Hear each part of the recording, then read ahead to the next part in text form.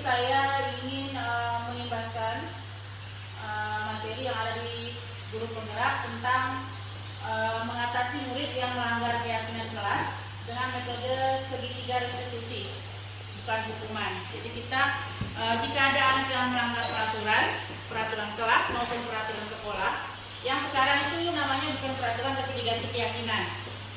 Dalam bahasanya sih berbeda, tetapi penerapannya mungkin sama. Dulu peraturan, sekarang keyakinan. Nah, jadi jika ada masalah siswa, ada siswa yang mengalami pelanggaran, maka kita menyelesaikannya dengan metode segitiga restitusi.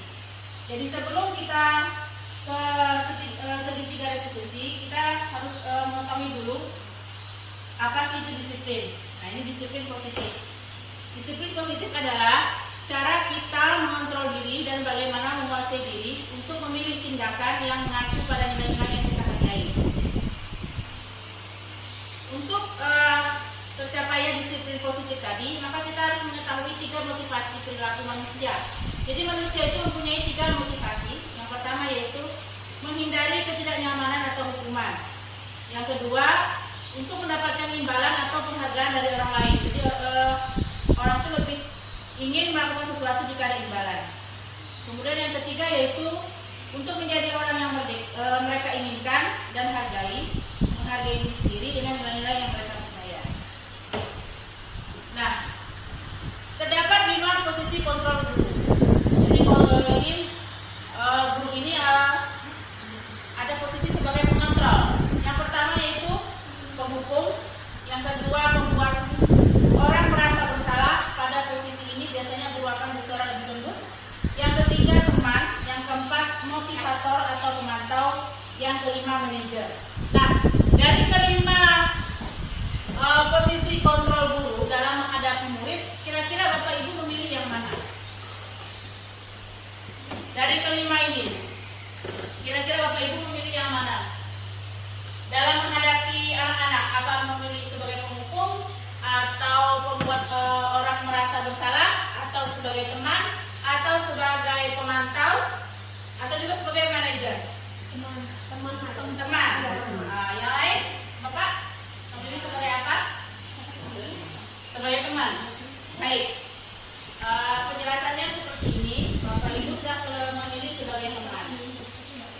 Kita lihat tabel motivasi seperti ini. Jika kita memilih sebagai penghukum, guru akan berkata menghardik, menunjuk-nunjuk, menyakiti, menyindir. Kemudian kata-katanya, kalau kamu tidak melakukannya, saya akan. Itu menghukum. Kemudian hasilnya anak akan memberontak, pendendam, menyalahkan orang lain. Nah, jika guru memposisikan diri sebagai pembuat orang merasa bersalah, tindakannya menceramah, menunjukkan kekecewaan mendalam. Kemudian akan berkata, kamu sudah mengecewakan ibu, bapak. Kemudian hasilnya bagaimana jika kita sebagai orang yang merasa bersalah? Hasilnya anak-anak akan menyembunyikan, menyangkal dan berbohong. Kalau kita bertindak sebagai pembuat orang merasa bersalah. Nah, sekarang Bapak Ibu tadi memilih sebagai teman. Teman, guru membuatkan alasan-alasan untuk murid-muridnya. Kemudian guru akan berkata, lakukan untuk Bapak Ibu. Ya sudah, nanti Bapak Ibu bantu bereskan. Tetapi anak akan ketergantungan dengan kita, tidak bisa menyelesaikan masalahnya sendiri. Jadi di mana kita yang paling tepat memposisikan diri? Yang keempat ini memantau. Jadi memantau, menghitung dan mengukur. Dengan kalimat, misalnya kita bertanya pada anak, apa peraturannya, apa konsekuensinya, apa yang telah kamu lakukan, apa yang terjadi sekarang. Nah, anak akan menyesuaikan bila diawali. Jadi kalau nggak diawali nggak laku. Tapi kalau kita sebagai manajer mengajukan pertanyaan-pertanyaan, jadi kita bertanya kepada anak-anak, apa yang kita yakini, apa yang kamu meyakini hal tersebut, apa kamu meyakininya, kamu memperbaikinya,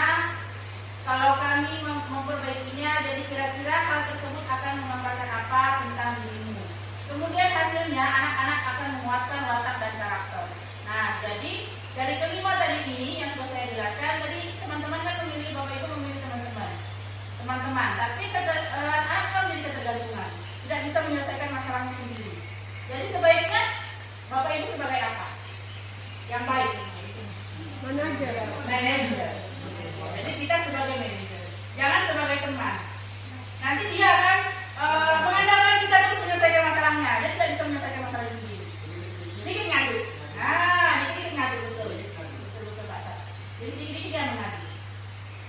Lanjut ya, kita ke slide selanjutnya tadi. Bapak Ibu sudah memilih sebagai manajer.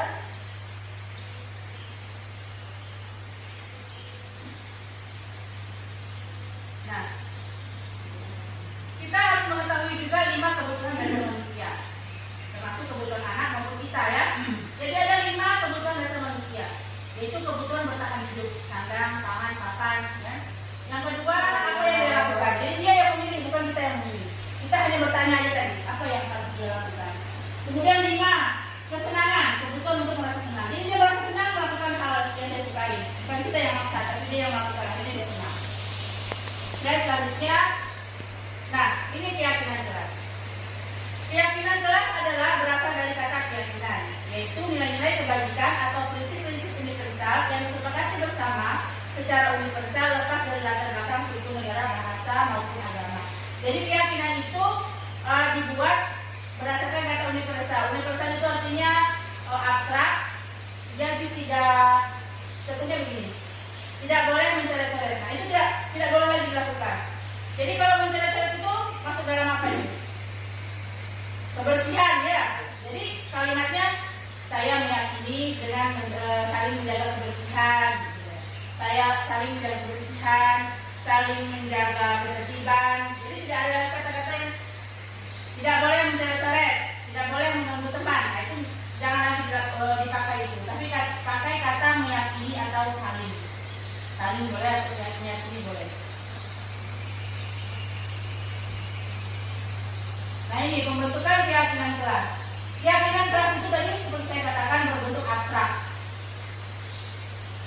daripada peraturan yang lebih rinci dan konkret. Jadi kalau peraturan itu kan konkret, tidak boleh coret-coret, harus tidak boleh ganggu teman. Tapi kalau keyakinan dia secara menyeluruh, secara umum. Kemudian keyakinan di kelas itu berupa pernyataan-pernyataan universal, seperti yang saya katakan tadi. Kemudian pernyataan keyakinan kelas senantiasa dibuat dalam bentuk positif. Contohnya tadi ya, saling menjaga kebersihan, saling kasih sayang. Nah, jadi kalimat-kalimat positif. Tidak ada kata tidak, jangan-jangan itu jangan lagi dipakai. Kemudian keyakinan kelas hendaknya tidak terlalu banyak, sehingga mudah diingat dan dipahami oleh semua warga kelas. Keyakinan kelas sebaiknya sesuatu yang dapat diterapkan di lingkungan tersebut. Jadi bisa kita pakai di dalam kelas kita. Semua warga kelas hendaknya ikut berkontribusi dalam pembuatan keyakinan kelas lewat kegiatan kelas pendapat. Jadi seperti kayak kemarin, saya membuat keyakinan kelas itu bukan saya yang buat, tetapi sama-sama dengan anak-anak. Apa yang keyakinan kelas yang mereka mau. Boleh kita kasih kertas lembar dibagi. Nanti dia yang tulis, mau peraturan apa yang dia mau yakini. Nanti kita rangkum, nanti kita buat, baru kita juga di kelas supaya diingat. Seperti kita kemarin juga membuat keyakinan sekolah kan. Nah, jadi saya bagi kertasnya selembar, nanti Bapak Ibu isi, saya rangkum. Jadi bukan kita saja yang membuat, tapi kita bersama anak yang membuat. Kemudian bersedia meninjau kembali keyakinan kelas dari waktu ke waktu. Misalnya keyakinan kelasnya sudah dibuat, tetapi ada perubahan atau ada peraturan atau tindakan anak yang baru gitu ya, tapi tidak ada di keyakinan kelas kita, itu boleh dirubah, boleh ditambah sesuai dengan keperluan kita. Nah ini keyakinan kelas yang sudah saya buat seperti ini.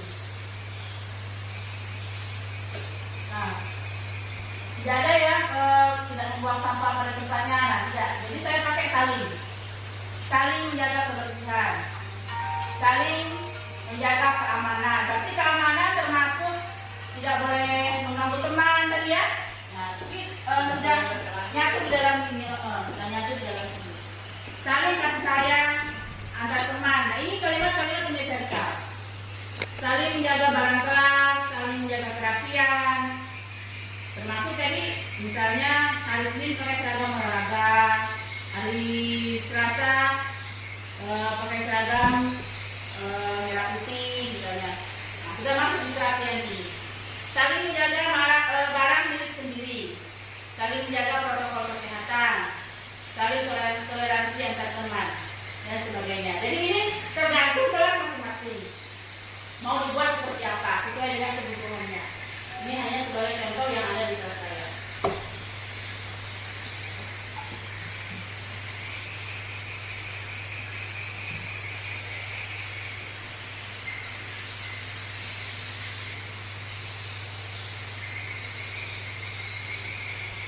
Nah, sekarang kita lanjut kepada restitusi. Jadi jika ada anak-anak melanggar keyakinan kelas tadi, kita selesaikan dengan restitusi, bukan dengan hukuman. Jadi restitusi di sini adalah apa? Membantu murid menjadi lebih memiliki tujuan disiplin positif dan memulihkan dirinya setelah berbuat salah. Nah, 3 langkah segitiga restitusi. Yang pertama yaitu menstabilkan identitas, yang kedua validasi tindakan yang salah, yang ketiga menanyakan keyakinan.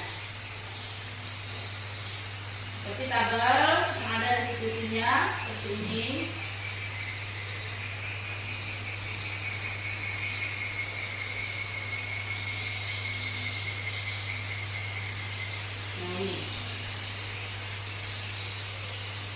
Nah, yang pertama kita lakukan pada anak yang melanggar peraturan, kita tanyakan dulu.